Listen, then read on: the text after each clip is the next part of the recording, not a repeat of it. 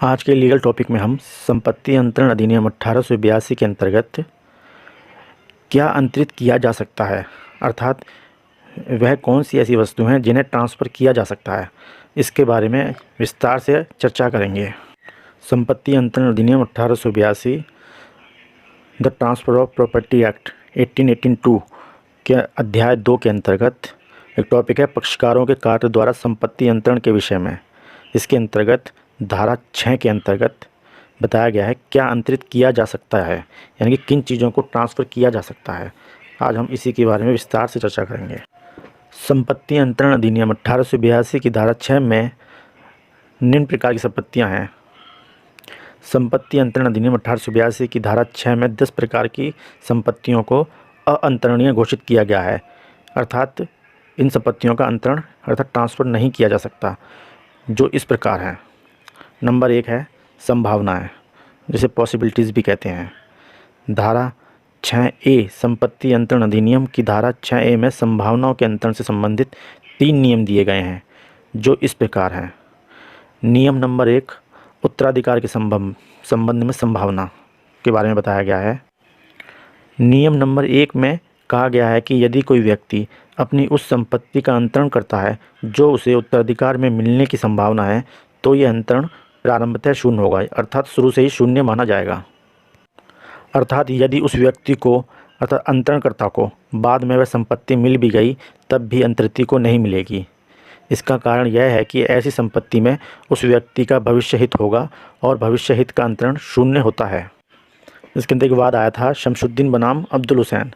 इस मामले में एक लड़की ने अपनी मां को अपने पिता से उत्तराधिकार में मिलने वाली संपत्ति की संभावना को अंतरित कर दिया था, जिसे बॉम्बे उच्च न्यायालय ने शून्य घोषित कर दिया। नियम नंबर 2 यह वसीयत के संबंध में संभावना को दर्शाता है। धारा 6A में भी कहा गया है कि यदि कोई व्यक्ति ऐसी संपत्ति का अंतरण करता है जो उसे वसीयत में मिलने वाली है, तो ऐसा अंतरण भी शून्य होता है। इसका कारण यह है कि वह व्यक्ति वसीयत में मिलने वाली संपत्ति का नहीं, बल्कि वसीयत में मिलने वाली संपत्ति की संभावना का अंतरण करता है, और धारा 6A ऐसे अंतरण को शून्य घोषित करती है। यदि वसीयतदार की मृत्यु वसीयतकर्ता से पहले हो जाए तो वसीयतदार को संपत्ति नहीं मिलेगी। इसी प्रकार यदि वसीयतकर्ता ने वसीयतदार के बाद किसी और व्यक्ति को उसी संपत्ति को वसीयत कर दिया है, तो ऐसे में भी वसीयतदार को वह संपत्ति नहीं मिलेगी, तो अंतरित को मिलने का प्रश्न ही नहीं उठता। इस संबंध में एक वाद आया था हरनाम कुबरी बनाम इंद्र बहादुर। इस मामले में मुकदमे का खर्च उठाने के लिए बी ने सी को उन 3 गांवों का अंतरण किया जो उसे ए द्वारा लिखी गई वसीयत में मिलने थे। न्यायालय ने इस अंतरण को शून्य घोषित कर दिया और यह कहा कि यहाँ पर वसीयत में मिलने वाली संपत्ति का नहीं, बल्कि उसकी संभावना अंतरित की गई है, जो शून्य है। नियम नंबर 3 में अन्य संभावनाएं, उपरोक्त से मिलती जुलती अन्य संभावनाओं को भी अंतरण शून्य होगा। जैसे मछुआरे के अगले जाल में आने वाली मछलियाँ, यानी मछुआरे के जाल में मछली आने वाली होंगी, उसका भी अंतरण शून्य माना जाएगा। प्रतिदिन कमाने वाले मजदूर की कल की मजदूरी, जो कल जो मजदूर को मजदूरी मिलेगी, उसका अंतरण भी शून्य माना जाएगा। तो दान में प्राप्त करने की संभावना, जो दान में जो राशि प्राप्त की जाएगी, उसका अंतरण भी शून्य माना जाएगा। लॉटरी में जीतने वाली इनाम की राशि भी शून्य मानी जाएगी। सौदे से पूर्व विक्रेता की क्रय राशि में रुचि, इसे भी शून्य माना जाएगा। किसी पुजारी का भविष्य में पाने वाले चढ़ावे का अधिकार का अंतरण वैध होगा कि नहीं, इस बिंदु पर 1979 से पहले तक मतभेद था। इलाहाबाद उच्च न्यायालय ऐसे चढ़ावे के अंतरण को वैध मानता था, जबकि पटना उच्च न्यायालय वैध नहीं मानता था। किंतु सन 1979 में उच्चतम न्यायालय ने इस बिंदु पर एक महत्वपूर्ण निर्णय दिया और यह कहा कि चढ़ावे में जो प्राप्त होता है वह समाश्रित हित की प्रकृति का होता है, और जब यह निहित हित की प्रकृति का हो जाता है, अर्थात जब चढ़ावा चढ़ जाता है, तो उसका अंतरण किया जा सकता है और ऐसा अंतरण वैध होता है। दूसरी हेडिंग है केवल पुनः प्रवेश का अधिकार अंतरणीय नहीं है।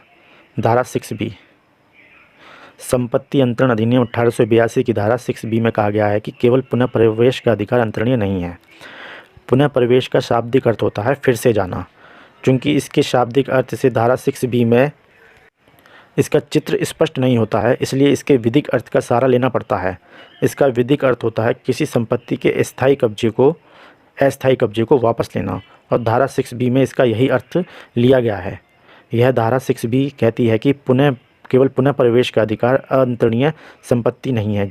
यदि इसे अन्तरणीय किया जाएगा तो वह अंतरण शून्य हो जाएगा। केवल कब्जा वापस पाने का अधिकार अन्तरणीय संपत्ति नहीं है, और यदि इसका अंतरण किया जाएगा तो अंतरण शून्य हो जाएगा। तीसरा पॉइंट है सुखाधिकार, अर्थात ईजमेंट, ओनली ईजमेंट। सुखाधिकार, सुख और अधिकार को मिलाकर सुखाधिकार बनता है। विधिक क्षेत्र में जमीन, मकान आदि के संबंध में सुख भोगने का वह अधिकार जो उसे पहले से या बहुत दिनों से प्राप्त हो और इसलिए दूसरों के द्वारा उसका अतिक्रमण दंडनीय अपराध माना जाता है। इसे उदाहरण से समझते हैं। यदि किसी मकान में पहले से कोई खिड़की चली आ रही है और कोई पड़ोसी उस खिड़की से ठीक सटाकर नई दीवार खड़ी करता है तो वह दूसरों के सुखाधिकार का अतिक्रमण करता है। इसी प्रकार यदि किसी मकान के सामने कोई रास्ता है और रास्ते पर कोई अपना मकान बनाता है, उस रास्ते को बंद कर अपना मकान बनाता है, तो इसी प्रकार वह दूसरों के सुखाधिकार का अतिक्रमण करता है। धारा 6C कहती है कि केवल सुखाधिकार अंतरित नहीं हो सकता, और यदि ऐसा अंतरण किया तो वह शून्य हो जाएगा।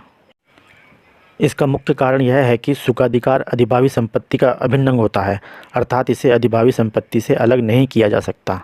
यदि सुखाधिकार को अंतरित करना ही है तो अधिभावी संपत्ति को भी अंतरित करना होगा, अर्थात अधिभावी संपत्ति अंतरित हो जाए तो उसी के साथ साथ सुखाधिकार भी अंतरित हो जाता है और ये अंतरण वैध होता है। नंबर 4 पॉइंट है व्यक्तिगत निर्बंधित हित अंतरणीय नहीं है। धारा 6D संपत्ति अंतरण अधिनियम 1882 की धारा 6D में व्यक्तिगत निर्बंधित हितों को भी अअंतरणीय संपत्ति माना गया है। धारा 6D कहती है कि व्यक्तिगत निर्बंधित हित का अंतरण नहीं किया जा सकता, भले ही ऐसा हित उस व्यक्ति की अमूर्त संपत्ति होती है। यदि ऐसे हित का अंतरण किया गया तो वह अंतरण शून्य होगा।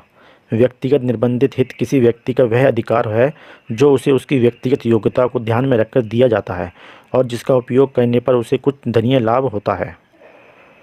जैसे किसी प्राइवेट स्कूल में किसी विषय को पढ़ाने का अधिकार किसी शिक्षक को है और वह उसका व्यक्तिगत निर्बंधित हित है, वह उसे किसी अन्य व्यक्ति को अंतरित नहीं कर सकता, और यदि उसके स्थान पर कोई अन्य व्यक्ति उस विषय को पढ़ाने आएगा तो वह उसे ऐसा करने से रोक सकता है। इस नियम को इसलिए बनाया गया है ताकि किसी अयोग्य व्यक्ति को व्यक्तिगत निर्बंधित हितों का अंतरण न किया जा सके और सेवाएं बुरी तरह प्रभावित न हो तथा समाज का संतुलन बना रहे। नंबर 5 पॉइंट है भरण पोषण का अधिकार अंतरणीय नहीं है। धारा 6DD संपत्ति अंतरण अधिनियम की धारा 6DD में कहा गया है कि भरण पोषण का अधिकार भी अंतरणीय नहीं है। धारा 6DD में कहा गया है कि भरण पोषण का अधिकार भले ही उस व्यक्ति की अमूर्त संपत्ति है, लेकिन अंतरित नहीं किया जा सकता। यदि इसका अंतरण किया जाएगा तो वह शून्य होगा। सन 1929 में संपत्ति अंतरण अधिनियम को संशोधन करके धारा 6DD को जोड़ा गया, जिसमें कहा गया है कि समझौते के आधार पर मिलने वाले भरण पोषण को अंतरण नहीं किया जा सकता। नंबर 2 न्यायालय के निर्देश पर मिलने वाला भरण पोषण का अंतरण नहीं किया जा सकता। 6 पॉइंट है केवल मुकदमा चलाने का अधिकार अंतरणीय नहीं है। धारा 6E संपत्ति अंतरण अधिनियम की धारा 6E में केवल मुकदमा चलाने के अधिकार को अअंतरणीय घोषित किया गया है। धारा 6E में केवल मुकदमा चलाने के अधिकार को अअंतरणीय घोषित किया गया है, अर्थात मुकदमा चलाने के अधिकार को अंतरण किया जाएगा तो वह अंतरण शून्य हो जाएगा। धारा 6E के उद्देश्यों के लिए मुकदमे 2 प्रकार के होते हैं, अनिश्चित धनराशि का मुकदमा, नंबर 2 निश्चित धनराशि का मुकदमा। अनिश्चित धनराशि के मुकदमे के सुंदर उदाहरण हैं संविदा भंग, ब्रीच ऑफ ट्रस्ट एवं अपकृत्य के मुकदमे द टॉर्ट के मुकदमे, जबकि निश्चित धनराशि के मुकदमे का सुंदर उदाहरण है अनुयोज्य दावा। एक वाद आया था हीराचंद बनाम मेमचंद 1923 बॉम्बे। इस मामले में ए और बी में कुछ सामान खरीदने की संविदा हुई। सामान एक ही गोदाम में रखा हुआ था और यह तय हुआ कि क्रेता भी उसको एक निश्चित समय में मंगवा लेगा, किंतु उसने नहीं मंगवाया। सामान खराब होने लगा, जिससे ए को उसे घाटे में एक तीसरे व्यक्ति को बेचना पड़ा। अब यहाँ पर ए को बी से मुकदमा चलाकर क्षतिपूर्ति प्राप्त करने का अधिकार प्राप्त हो गया, जिसको ए ने डी को बेच दिया। जब डी ने बी के विरुद्ध क्षतिपूर्ति का वाद दायर किया तो न्यायालय ने वाद को खारिज कर दिया और यह कहा कि यहाँ पर केवल मुकदमा चलाने का अधिकार अंतरित किया गया है, जो शून्य है। एक अन्य वाद आया शाम बंदी बनाम महमूद अली 1941 नागपुर। इस मामले में नागपुर उच्च न्यायालय ने यह निर्धारित किया कि मुस्लिम पत्नी का मेहर का अधिकार भी निश्चित धनराशि का होता है। चाहे पक्षकार द्वारा निश्चित किया गया हो या न्यायालय द्वारा निश्चित किया गया हो, इसलिए यह अनंतरणीय होता है। 7वां पॉइंट है लोक सेवक का पद अंतरित नहीं किया जा सकता। संपत्ति अंतरण अधिनियम की धारा 6F में कहा गया है कि लोक सेवक का पद और उसके वेतन का अंतरण नहीं हो सकता। धारा 6F में कहा गया है कि लोक सेवक न तो किसी व्यक्ति को अपना पद अंतरित कर सकता है और न ही अपना वेतन अंतरित कर सकता है, चाहे वह राज्य सरकार के अधीन लोक सेवक हो या केंद्र सरकार के अधीन लोक सेवक हो। यदि वह ऐसा करेगा तो अंतरण शून्य होगा। किसी भी व्यक्ति को उसकी व्यक्तिगत योग्यता के आधार पर ही उसे कोई लोक पद दिया जाता है, और यदि लोक पद को अंतरित बना दिया जाए तो ऐसा संभव है कि वह किसी अयोग्य व्यक्ति को इसे अंतरित कर सकता है। इससे सेवाएं बुरी तरह प्रभावित हो जाएंगी और समाज का संतुलन बिगड़ जाएगा। इसी प्रकार लोक सेवक अपना वेतन भी अंतरित नहीं कर सकता, क्योंकि भविष्य में मिलने वाले वेतन में उस व्यक्ति का भविष्य हित होता है और भविष्य हित का अंतरण नहीं हो सकता। हाँ, यदि वेतन पेबल हो जाए तो किसी व्यक्ति को प्राधिकार देकर वेतन को उसे दिलाया जा सकता है। यदि वेतन चेक के माध्यम से मिला हुआ है तो उसका पृष्ठांकन करके उसे अंतरित किया जा सकता है और यह अंतरण वैध माना जाता है। एक वाद आया था वी अंतरैया बनाम सुब्बाराव 1960 मद्रास। इस मामले में न्यायालय ने यह निर्णित किया कि भले ही छोटा भाई लोक सेवक के पद पर आसीन है, फिर भी उसे वह अपने ड्रॉ यानी निकाले गए वेतन में से एक निश्चित भाग बड़े भाई को देने के लिए बाध्य है, जिसको उसने छोटे भाई को उसके अध्ययन काल में देने का वादा किया था। अर्थात न्यायालय ने उस अंतरण को ड्रॉ यानी निकाले गए वेतन की सीमा तक ही वैध माना है। 8वां पॉइंट है पेंशन एवं वृत्तिकाओं का अंतरण नहीं हो सकता। पेंशन एवं वृत्तिकाओं का अंतरण नहीं किया जा सकता। संपत्ति अंतरण अधिनियम 1882 की धारा 6G में कहा गया है कि पेंशन एवं वृत्तिकाओं का अंतरण नहीं किया जा सकता। पेंशन एक आवधिक समय का भत्ता है जो सेवाओं, गुण, राज्यचित राजाओं या उनके परिवार या आश्रितों को दिया जाता है। मुख्य रूप से पेंशन 2 प्रकार की होती हैं। नंबर 1 राजनीतिक पेंशन, नंबर 2 गैर राजनीतिक पेंशन। राजनीतिक पेंशन के अंतर्गत मैसूर राज्य परिवार को मिलने वाली पेंशन या कर्नाटक के नवाब के परिवार को मिलने वाली पेंशन, और गैर राजनीतिक पेंशन के अंतर्गत सैनिकों को मिलने वाली पेंशन, सिविल पेंशन भोगियों को मिलने वाली पेंशन आदि। ये दोनों प्रकार की पेंशन अंतरणीय नहीं होती हैं, अर्थात यदि इसका अंतरण किया जाएगा तो वह शून्य होगा। 9वां पॉइंट है कुछ ऐसे हित जिनका अंतरण नहीं किया जा सकता। संपत्ति अंतरण अधिनियम 1882 की धारा 6H में 3 नियम दिए गए हैं जो निम्नलिखित हैं। नंबर 1 प्रकृति के विरुद्ध अंतरण, यह नियम नंबर 1 के अंतर्गत आता है। यदि किसी संपत्ति का प्रकृति के विरुद्ध अंतरण किया जाएगा तो वह अंतरण शून्य होगा, जैसे प्रकाश, हवा, राजदंड, स्पेस, वक्फ की संपत्ति, न्यास की संपत्ति, देवोत्तर संपत्ति आदि। नियम नंबर 2 के अंतर्गत है अयोग्य अंतरिति। यह नियम कहता है कि विधिक अयोग्य अंतरिति को किया गया अंतरण शून्य होता है, जैसे संपत्ति अंतरण अधिनियम 1882 की धारा 136 में सभी प्रकार के न्यायाधीश, न्यायालय के अधिकारी एवं अधिवक्ता अनुयोज्य दावे के अंतरण के लिए अयोग्य अंतरिति घोषित किए गए हैं। अर्थात यदि इन्हें अयोग्य दावे का अंतरण किया जाएगा तो यह अंतरण शून्य होगा। इस नियम को इसलिए बनाया गया है ताकि न्यायपालिका की पवित्रता बनी रहे। नियम नंबर 3 के अंतर्गत है विधि विरुद्ध उद्देश्य या विधि विरुद्ध प्रतिफल के लिए किया गया अंतरण। धारा 6H में कहा गया है कि यदि विधि विरुद्ध प्रतिफल और विधि विरुद्ध उद्देश्य के लिए किसी संपत्ति का अंतरण किया जाएगा तो वह अंतरण शून्य होगा। यहाँ पर विधि विरुद्ध प्रतिफल और विधि विरुद्ध उद्देश्य का वही अर्थ है जो भारतीय संविदा अधिनियम की धारा 23 में दिया गया है। ए पॉइंट है विधि विरुद्ध उद्देश्य या प्रतिफल। यदि किसी संपत्ति का अंतरण किसी ऐसे उद्देश्य या प्रतिफल के लिए किया गया है जिसे विधि ने वर्जित कर रखा है तो वह संपत्ति अंतरण शून्य होगा, जैसे बिना लाइसेंस के गांजा, भांग, शराब आदि का अंतरण शून्य होता है। बी पॉइंट कहता है अनैतिक उद्देश्य या प्रतिफल।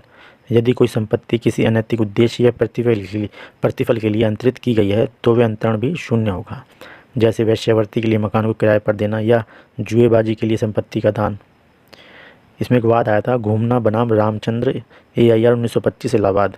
इस मामले में न्यायालय ने यह निर्धारित किया कि अवैध सहवास के लिए किसी स्त्री को किया गया संपत्ति का अंतरण शून्य होता है, किंतु यदि ऐसा सहवास अतीत में हुआ है तो उसके लिए संपत्ति का अंतरण वैध होता है।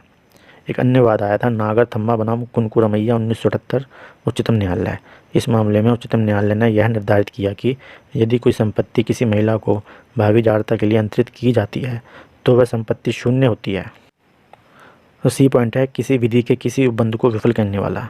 यदि किसी संपत्ति का अंतरण किसी विधि के किसी उपबंध को विफल करने वाला है तो वह अंतरण भी अवैध उद्देश्य या अवैध प्रतिफल के लिए किया गया अंतरण माना जाता है और शून्य होता है।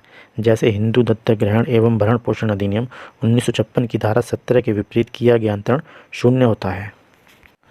डी पॉइंट है लोक नीति के विरुद्ध उद्देश्य या प्रतिफल। यदि कोई संपत्ति अंतरण लोक नीति के विरुद्ध है तो भी अंतरण शून्य होता है। जैसे अभियोजन पक्ष को अभियुक्त के विरुद्ध कुछ न बोलने के लिए संपत्ति का अंतरण, या किसी गवाह को गवाही न देने के लिए संपत्ति का अंतरण, या किसी वैवाहिक जीवन को अस्त व्यस्त कर देने के लिए संपत्ति का अंतरण आदि लोक नीति के विरुद्ध अंतरण है और शून्य होते हैं। ई पॉइंट है शरीर या संपत्ति को क्षति पहुँचाने वाले। यदि कोई संपत्ति अंतरण किसी व्यक्ति की शरीर या संपत्ति को क्षति पहुंचाने के लिए किए गए हैं तो वह भी शून्य होते हैं। जैसे ए बी से कहता है कि मैं तुम्हें 50,000 रुपये दूंगा बशर्ते तुम सी का घर जला दो, तो यह अंतरण भी शून्य माना जाएगा।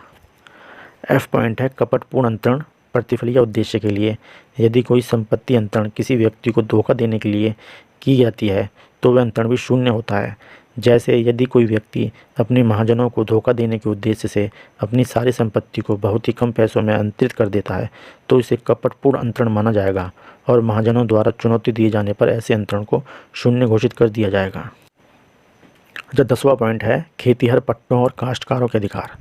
धारा 6I के अनुसार ऐसी संपत्तियों को जो विशेष व्यवस्थाओं पर आधारित हैं, जैसे काश्तकार में निहित खेतीहार पट्टों के अधिभोग का अधिकार, मालगुजारी न देने वाले काश्तकार का उस काश्त में निहित हित अंतरित नहीं किया जा सकता।